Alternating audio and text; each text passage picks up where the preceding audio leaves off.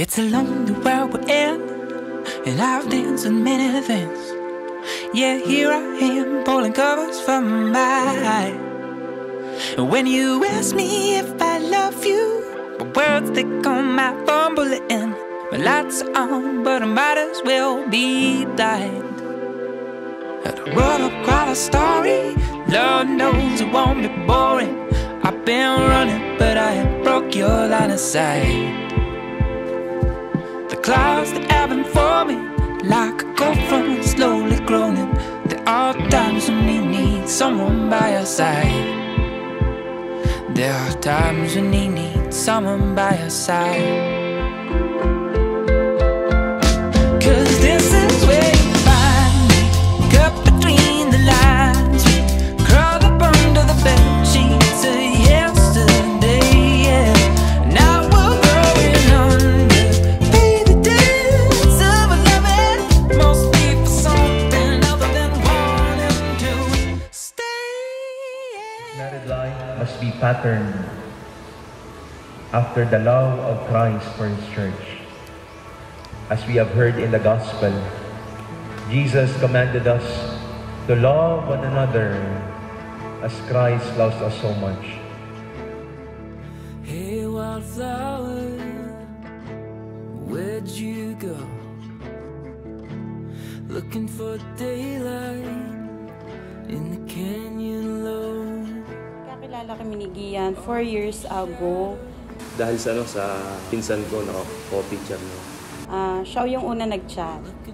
Mga ilang buwan bago niya ako i-accept. Nag-chat siya, kaso hindi ko naman pinapansin noon. Ganang, hindi ako interested pa. So na para mapatunayan ko na seryoso ko sa kanya, sinabi ko sa kanya na tao sa kanila. Para makilala ang pamilya niya. Para makilala din ako.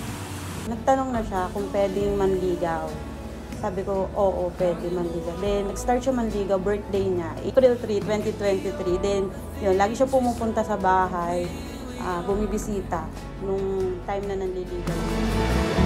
As we lie awake, moonlight drift, stars unravel, the light within, we could be honest, or we could be hard. Gian and Blessing, isimula na ang inyong buhay bilang mag-asawa, ma'am at sir. At lagi niyong pakatatandaan, kapag ang isang tao ay pumasok na sa buhay may asawa, mag-iiba na siya ng prioridad.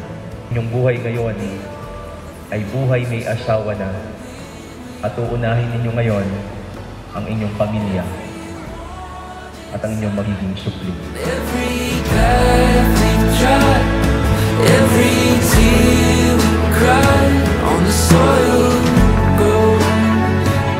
Sa partner, siya yung mas sweet kesa sa aming dalawa.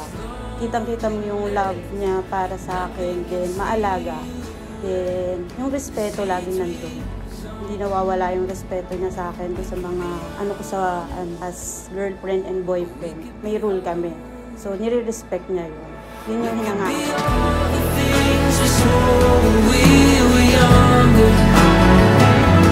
Under the willow, out in the water, we could be all the things we swore we were younger. Blessy, sana hanggang sa huli ganito pa rin tayo. Nagmamahalan at susuportahan.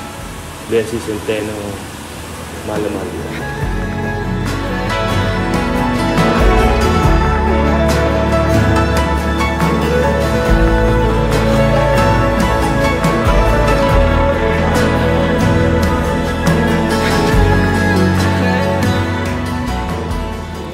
Ito na yung araw na pinakahihintay natin.